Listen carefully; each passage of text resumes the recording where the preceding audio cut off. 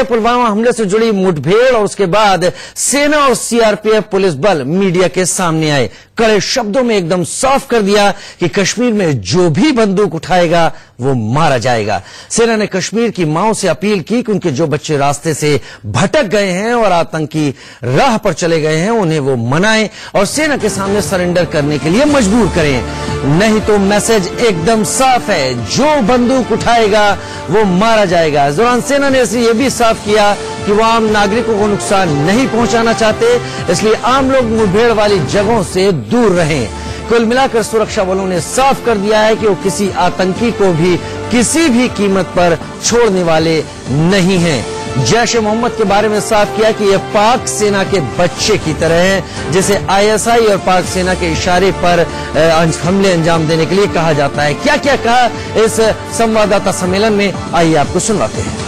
Tell one thing to the parents of the local youth, especially the mothers, because I understand and I know in a Kashmiri society, mother has a great role to play.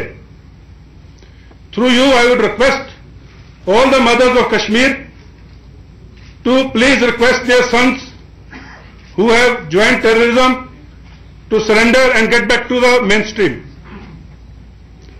Anyone who has picked up gun in Kashmir will be eliminated unless he surrenders. And this is a message and a request to all the mothers. साफ कर दिया उन्होंने कि हम घाटी में माओ से appeal करने जा रहे हैं। कश्मीर में माओ का घर में और समाज में एक खास रोल होता है और उनके जरिए हम अपील करेंगे कि जो भी युवा भटक गए हैं वो वापस लौट गए हैं। आरिश बिलाल हमारे साथ ज्यादा जानकारी के साथ लाइव इस वक्त श्रीनगर से जुड़ रहे हैं। आरिश, एक सीधा सा एक संदेश, एक राब्ता कायम करने की कोशिश की है उन माओ से जो कि इन आतंकवादियों की माएं हैं और उनसे अपील की है कि वो अपने भटके हुए बच्चों को वापस बुलाए, वापस लौटने में मदद करें।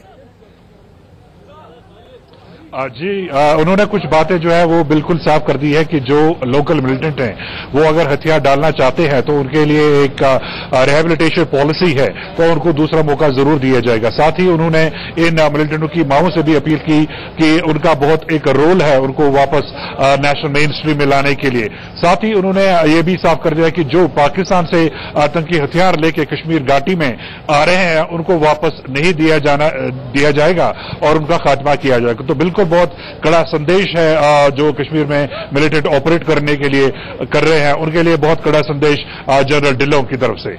आरिश, पुलवामा अटैक के बाद जिस तरह से कॉन्वॉय पर यह हमला किया गया था उसके बाद से क्या कहना है सेना, सीआरपीएफ और पुलिस का कि इस सारे मामले में आरोपी के ऊपर सवाल उठाए जाते रहे हैं, आगे से क्या कॉन्वॉय के चलते हाईवे या ट्रैफिक को रोकने की भी कोशिश होगी इस दौरान? जी बिल्कुल, अभी तक जो प्रक्रिया देखी गई हमने उसका बिल्कुल उलट हो रहा है। अभी तक जो आर्मी या पैरामिलिट्री फोर्सेस की जो कॉन्वॉय नेशनल हाईवे पे चलती थी तो उसके पैरेलल चेंज कर दिया गया है, यानी जब नेशनल हाईवे पे कोई कॉन्वॉय या सियासी कॉन्वॉय होगी तो उस दौरान सिविलियन गाड़ियों को वहां चलने नहीं दिया जाएगा। तो कहीं ना कहीं ये कवायद होगी है कि ये दोबारा से इस तरह के हमले ना हों। हालांकि इस प्रक्रिया से जो आम लोग हैं, जो सिविलियन पॉपुलेशन है, उनको थोड़ी बहुत तकलीफ भी होगी, लेकिन ऐसा करना अब बहुत जरूरी बन गया है, खासतौर से जो पिछले दिनों लेथपुरा का जो हमला हुआ है। आरिश, ऐसा पिछले कई दौर में कुछ सालों में देखा भी गया है कि जब आतंकवादियों से अपील की गई है, माँ बाप ने अपील की है तो कुछ आतंकी वापस भी लौटे हैं। तो क्या सेना ने यह कोशिश उन परिवारों को जोड़ने की भी की है इस दौरान में जिनके चलते उनके बेटे जो उनसे अलग हो गए या भटक गए हैं और हथियारों की राह पर चले गए हैं, अगर वो वापस आ जाते हैं तो कहीं बहुत सेना की इस कोशिश से अमन वापस कायम किया जा सकेगा? देखिए, इसमें न सिर्फ सेना बल्कि जो जम्मू कश्मीर पुलिस और बाकी जो पैरामिलिट्री फोर्सेज कश्मीर घाटी में ऑपरेट कर रहे हैं, इसके अलावा सिविलियन एडमिनिस्ट्रेशन जो है और इन सब का जो आपस में तालमेल होना बहुत जरूरी है।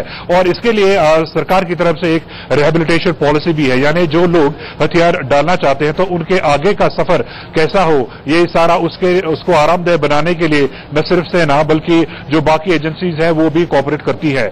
और जैसा आपने कहा कि पिछले साल के दौरान तकरीबन 20 ऐसे युवक हैं जिन्होंने हथियार डाल के जो मेन स्ट्रीम में आगे हैं और उनकी जो आगे की पढ़ाई है जो वो आगे काम करना चाहते हैं, तो उसमें उनके लिए आर्मी ने बहुत ज्यादा उनके लिए हेल्प की। तो ये पॉलिसी अभी भी है। तो आगे जो लोग हथियार डालना चाहते हैं तो उनकी रिहेबिलिटेशन के लिए एक अच्छी खासी पॉलिसी जम्मू कश्मीर सरकार और केंद्रीय सरकार ने बनाई है और उसकी जो फैसिलिटेटर है वो आर्मी होती है। तो ये पॉलिसी अभी भी है। तो जो लोग हथियार डालना चाहते हैं उनके लिए फौज जो है वो आगे का रास्ता आसान बनाने की कोशिश करती है। आरिश, और घाटी में श्रीनगर और जम्मू कश्मीर में अगर माएं इस तरह की अपील करती हैं तो एज ए जर्नलिस्ट आपको क्या लगता है उसका कितना असर पड़ेगा? देखिए, जैसा मैंने कहा कि पिछले साल तकरीबन हमने ऐसी 20 घटनाएं देखी जहां जब घर वालों ने, खासकर माओं ने इन युवाओं से अपील की तो वो हथियार छोड़ के वापस आ गए और उनके सुरक्षा बलों ने भी इसको फैसिलिटेट किया, यानी उनको गिरफ्तार नहीं किया गया बल्कि उनको आगे का सफर, आगे का कैरियर चूज करने के लिए उनकी हेल्प की गई। तो यही आइडिया था जब आज केजेस ढिल्लों ने प्रेस कॉन्फ्रेंस के दौरान कहा कि मैं माओं से खासतौर से अपील करता हूं कि वो अपने बेटों को कहें कि हथियार छोड़ दें। तो कहीं वो सारा सिनेरियो जो था वो उनके दिमाग में था। एक बड़ा कदम मानते हैं आप इसको आज की प्रेस कॉन्फ्रेंस के बाद, एक तरह से रिहेबिलिटेशन की जो प्रोसेस है उसको देखते हुए? जी बिल्कुल। और जब एक कोर कमांडर की जुबान से ऐसी बात आती है तो इसका काफी वजन होता है। जब उन्होंने माओं से अपील की कि वो अपने बेटों को अपील करें कि वो वापस आ जाएं, क्योंकि ऐसा पिछले साल भी हुआ है। काफी जगह हमने देखा कि जब ऐसे वीडियोज सामने आए, जब माएं या उनके पेरेंट्स जो थे वो अपने बच्चों से अपील करते थे कि वो हथियार छोड़ के वापस आए, तो काफी इफेक्टिव रहा। तो आज की जो प्रेस कॉन्फ्रेंस थी, इसका जो मेन टेक अवे था वो यही था कि जो माएं हैं वो अपने बेटों को कन्विंस करें, फैमिलीज अपने परिजनों को कन्विंस करें कि वो हथियार छोड़ के मेन स्ट्रीम में वापस आ जाएं। बहुत शुक्रिया आरिश। और एक बड़ी बेहतर खबर निकल के आ रही जम्मू कश्मीर से, जहां पर तमाम एजेंसीज अपना ऑपरेशन चला रही हैं, लेकिन अब अपील करना चाहती है माओ के जरिए कि जो भटके युवा हैं वो वापस लौट कर आए, उन्हें मेन स्ट्रीम में लाने की कोशिश की जाएगी। लेकिन उसके साथ एक बात ये कि जो हथियार नहीं छोड़ेगा वो मारा जरूर जाएगा। बहुत शुक्रिया आरिश बिलाल इस तमाम जानकारी के लिए। छोटे ब्रेक